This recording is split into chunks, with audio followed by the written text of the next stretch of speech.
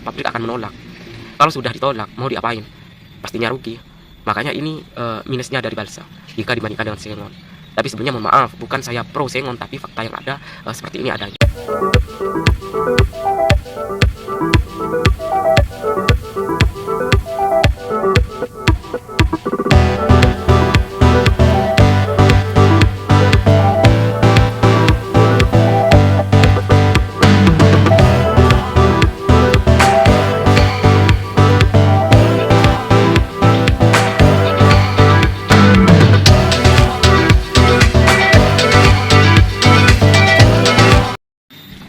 Assalamualaikum warahmatullahi wabarakatuh.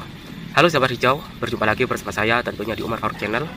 Nah, di video kali ini saya mau sedikit memberikan statement mengenai simpang siurnya harga kayu balsa saat ini, yang bikin para petani down di tengah perjalanan. Karena masih banyak di kolom komentar itu yang takut mengenai harga kayu balsa turun. Balsa tidak laku lah. Bahkan gara-gara video saya yang ini nih, banyak yang komen negatif. Justru saya itu mengikuti perkembangan kayu balsa.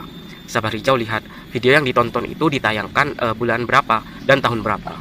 Nah, pada saat itu memang ramai-ramainya isu mengenai kayu balsa tidak laku di pasaran.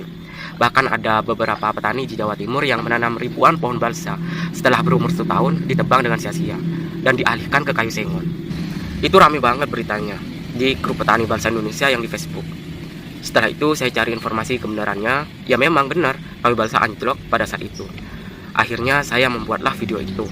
Dan isi videonya pun tidak menjatuhkan banget, hanya faktor-faktor kerugian saja, dan disitu lengkap dengan solusinya. Makanya ketika menonton video di YouTube itu dilihat dulu tayangannya kapan, jangan asal mengkritik nggak jelas. Nah, untuk tahun 2023 ini saya memberikan statement lagi nih. Tapi sebelum lanjut di videonya, kurang lengkap jika sahabat hijau belum subscribe channel ini. Makanya mumpung saya ngingetin nih, buruan di subscribe dulu agar channel ini terus berkembang dan bermanfaat, dan pastinya memberikan informasi-informasi terupdate mengenai dunia pertanian dan bisnis. Nah, jadi untuk prospek usaha perkebunan kayu balsa ini di masa depan masih menjadi primadona di kalangan para petani saat ini. Karena stok kayu di Indonesia saat ini semakin berkurang. Imbasnya, kebutuhan akan kayu untuk berbagai kebutuhan dari Indonesia terus meningkat. Nah, kalau berbicara kayu balsa, seperti yang sahabat hijau ketahui, kenapa sering ada pemberitaan bahwa balsa harganya turun, harga anjlok dan lain-lain.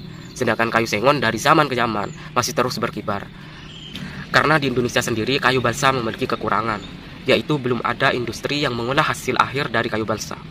Selama ini, negara kita hanya mengandalkan ekspor ke berbagai negara dalam bentuk balok. Sedangkan industri yang mengolah hasil akhir hanya terbatas, seperti industri pembuatan papan selancar, air modeling yang berbahan dasar kayu balsa. Itu sangat minim. Ada, tapi dalam skala UMKM, belum skala industri besar. Sehingga ketika stok kayu balsa melimpah, justru akan mengalami penurunan hasil produksi. Belum lagi adanya eskalasi perang dagang antara Amerika dengan Cina. Bisa-bisa harga anjlok. Beda halnya dengan kayu sengon, hampir di setiap wilayah ada pabrik dengan skala industri besar mengolah sengon menjadi plywood, furnitur, dan lain sebagainya.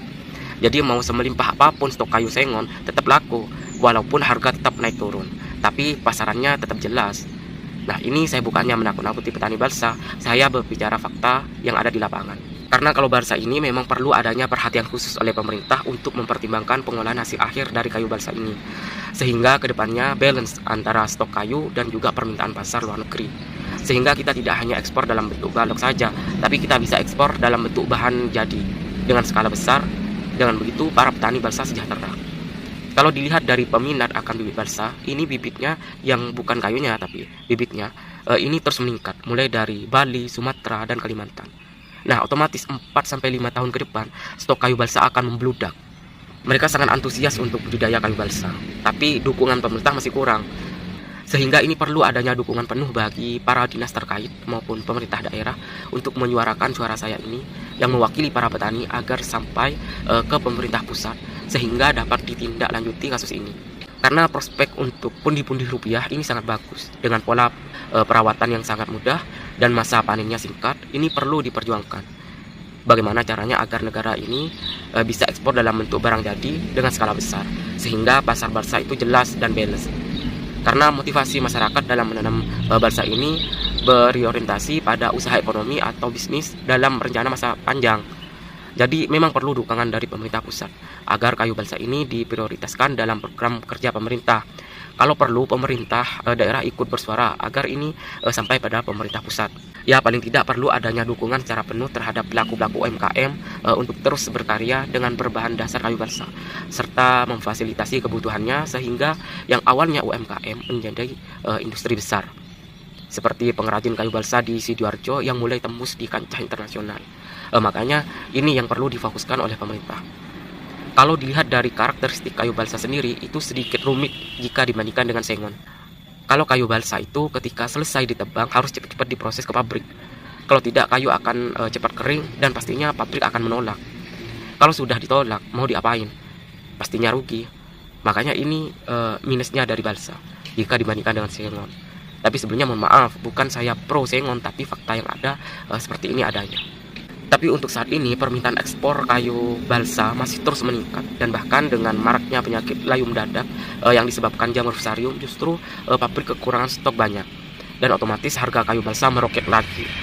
Bahkan di daerah saya, kayu balsa masih kecil, umur 2 tahunan, itu laku keras, dan petani juga mengambil keputusan untuk berani menjual kayu balsanya karena takut tiba-tiba terserang busuk pangkal batang yang disebabkan jamur fusarium itu. Karena kalau satu pohon terjangkit, sudah alamat satu kebun tertular. Karena yang namanya jamur tingkat serangannya cepat. Makanya saya saranin sahabat hijau perlu melakukan pengaplikasian Trico X.